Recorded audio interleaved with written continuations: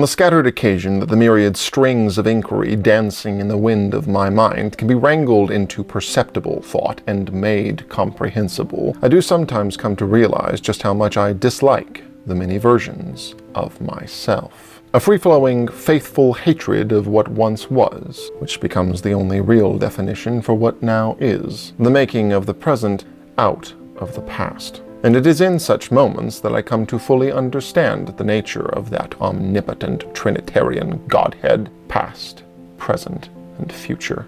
3 versions of every living being. I am Jacob, I have been Jacob, and I will be Jacob. So am I still the same person? Like a trained philosophical puppy, my mind, like so many others before me, is drawn to the ship of Theseus, that paradoxical thought experiment asking if when you remove and replace all the boards of a wooden ship, the vessel is not the same one as before. Is our body not a vessel in the same way? Are we not constantly surrounded by death and decay as our skin cells shrivel and shed, our brain struggles fleetingly to replicate at replacement level, and the general apoptosis of our identitarian being propels us towards an inevitable demise? No, my physical constitution cannot equate my identity. It's far too unstable, and changes far too rapidly to be worthy of forming the basis for my overarching concept of self, though that doesn't stop others from generously doing so on our behalf. How big now is the massive beauty industry built around the core central idea that you should endlessly connect your sense of self with the paradoxical purity of your youth? You know, that time of your life when you had absolutely no idea who you were or what you wanted from your short time on this pulsating carbon cannonball. But we've also been mindlessly taught to physically signal this inane, idiotic identity by tragically removing the hard-won battle scars of our journey towards and through adulthood, replacing them with the smooth skin, full hair, and tight waists of our yester youth, all in the service of completely healthy and, might I add, extensively profitable beauty standards, of course. But the great tragedy of the incessant interplay between the past, present, and future is that we are never able to fully experience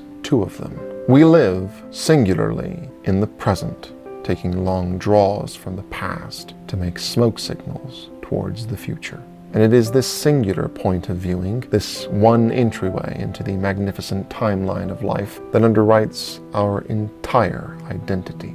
Your present circumstance, mind state, and goals falsify your recollection of the past and implicitly shape your pathway into the future. In short, you think you have 3 eyes, but in fact, you only have 1. Though I come bearing good news, because as contemporary human beings, we possess the astonishing ability to inscribe the emotions that define particular moments and imprint them onto breathtaking canvas, to travel back and forth through time, putting aside the incessant present moment and returning to any number of distant pasts. What is the one constant activity every one of us has been doing for decades, and which you are doing right now? Consuming media.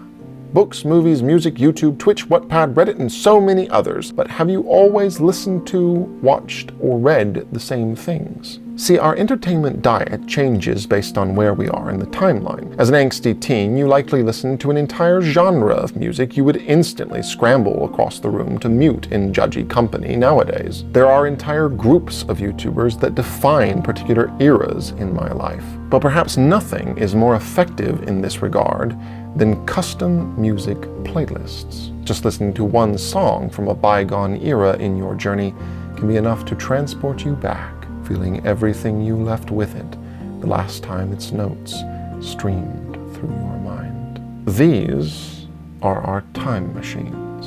And perhaps it's no wonder that so many people's identities are now so closely defined by their favorite media. It's not the media itself, but where they were, what they were doing, who they were with when they first consumed it. We are the first of humanity to be capable of traveling through time. The peasants of the past didn't have soundtracks. Most couldn't even decipher peculiar markings scribbled across precious parchment. They were quite literally slaves to the present, forever unable to fully grasp the gentle growth that comes with time. Which brings me back to me, my millennialist ever-favorite subject. Yes, I may dislike past versions of myself, those ignorant, impatient, and imperious indictments of incipient incarnation, but I am at least aware of the progress I have made. To pull up an old song or YouTube video, travel back to that place, that frame of mind, and see the difference. And so I must conclude that my identity, however jumbled by time it remains, is now conclusively defined by what I no longer am. And the balance is made up of an inordinate amount of memeage, SpongeBob, and Star Wars quotes. But for all the confusion around my identity and the intolerable pressure of time upon it, there is one thing I have always known. I am an insufferable monologue.